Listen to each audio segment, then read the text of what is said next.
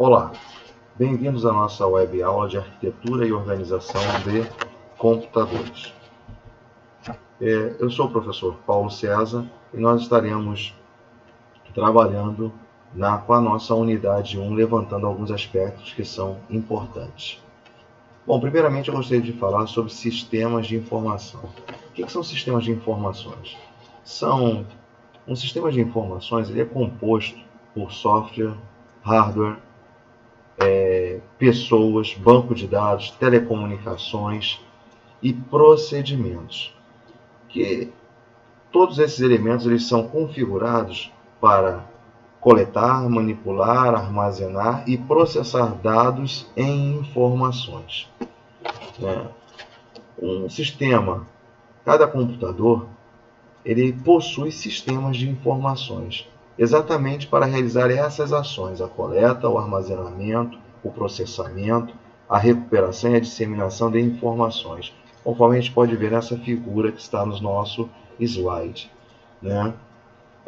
Um exemplo que nós podemos citar de um sistema de informação é um dispositivo, um sistema montado para entrada e saída de pessoas de um determinado ambiente de trabalho, onde o funcionário vai entrar com seu cartão, registra a sua entrada num sistema computacional, aquela entrada de dados é processada, é comparado com o banco de dados, armazenado parte das informações e posteriormente temos que a saída, que é a própria liberação para a entrada do funcionário. Nós temos aí o feedback, que na verdade é uma saída para ajustes e modificações em relação à entrada e a saída. Bom, agora nós vamos falar de alguns elementos de computadores. Alguns desses elementos que eu considero principais são o processador, ou microprocessador, a memória principal, os periféricos e os barramentos. O processador que gera as instruções que vão ser armazenadas nas memórias, ou seja, onde ocorre efetivamente a função de processar determinado dado. A memória principal, onde armazena programas e dados relativos àquelas instruções que foram geradas pelo processador.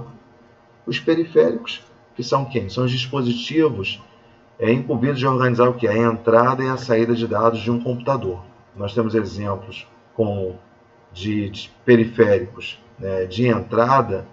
Nós podemos citar o teclado, o mouse, o próprio scanner, o leitor de código de barras, são exemplos de periféricos de entrada. E de saída nós temos o monitor, nós temos a impressora, que é onde nós temos a saída daquelas informações, periféricos de saída. E, por último, nós temos como elemento também importante são os barramentos, que são as partes físicas que vão ligar todos esses componentes e funcionam como vias de comunicação por onde circulam os dados dentro do computador. Então, nós temos aí um exemplo que é a arquitetura de máquinas de von Neumann, que é a arquitetura que é mais difundida e conhecida e utilizada. Nesse modelo, nós temos a memória principal, nós temos a nossa CPU, que é a unidade central de processamento, e nós temos os nossos sistemas de entrada e saída, ou dispositivos de entrada e saída para a comunicação com o meio externo. Um exemplo que nós podemos dar nesse sistema aqui, nós teríamos, por exemplo, um teclado nessa parte de baixo, com um dispositivo de entrada de dado. Ao ser utilizado o teclado no computador, ele é processado dentro da CPU, possivelmente utilizando parte dos dados armazenado na nossa memória principal ou retirado de lá alguns dados de instrução, e depois nós temos a saída de dados por outro periférico, por exemplo, um monitor, onde vai estar registrada aquela ação executada no nosso teclado. Bom, nós temos aí então os nossos barramentos, como eu falei anteriormente, são partes físicas que vão interligar principais elementos dentro do nosso computador, ou seja, os processadores, a memória, a placa de vídeo, scanner, teclado, mouse, eles todos são interligados, são conectados à placa-mãe a partir dos barramentos.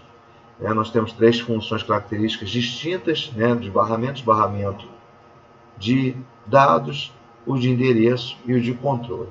Basicamente, o local onde vai se trafegar o dado, o local de destino daquele dado e o que vai representar, que vai organizar e vai controlar e dar o direcionamento para esse dado. Depois nós temos a nossa memória principal, que é onde os dados são armazenados. Todos os dados processados eles são armazenados aí na nossa memória principal, principalmente de maior volume. Vamos falar um pouco da nossa CPU, que é a Unidade Central de Processamento, ou também conhecida como processador. Ele é um conjunto de dispositivos eletrônicos responsável pelas operações de processamento, no que se refere aos cálculos lógicos e matemáticos dentro de um computador. Então a nossa CPU é o nosso cérebro do computador, o coração do computador. Então nele é que efetivamente nós teremos as tarefas principais a serem executadas para o processamento dos dados.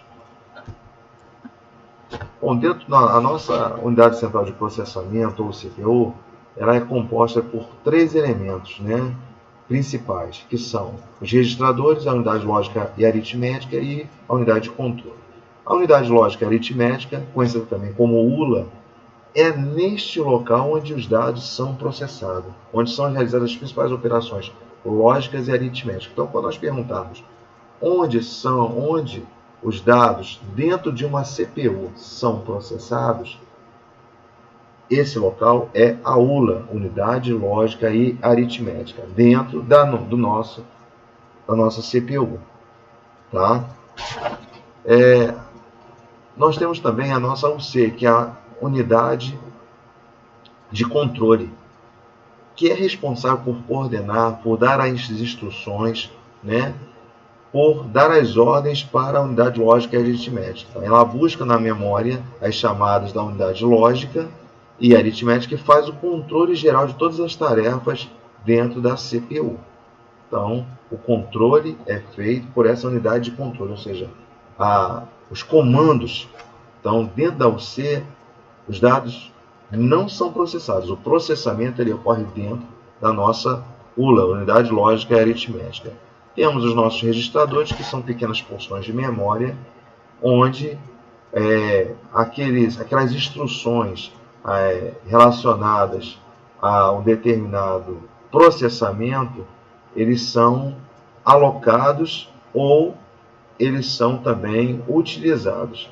Então, são memórias de pouca capacidade para realmente realizar instruções que são necessárias e rápidas para o nosso processador. Então, existe uma diferença básica entre os nossos registradores e a memória principal.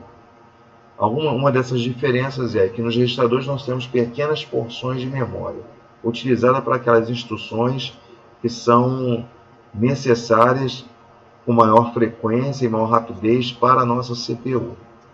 Dados que têm uma capacidade maior já estarão armazenados na nossa memória principal. O acesso também aos registradores é de forma mais rápida, porque os registradores estão dentro da nossa CPU, diferente da memória principal, que ela está externa à CPU, ou seja, passa por um barramento para que possa ser acessada. E o próprio local, a memória está externa ao CPU e o registrador está dentro da CPU. Então, o tempo de acesso ao conteúdo de um registrador é muito mais rápido, praticamente instantâneo, se comparado ao tempo de acesso à memória principal. Ok? Então, basicamente, diferença em tempo de acesso, capacidade e localização.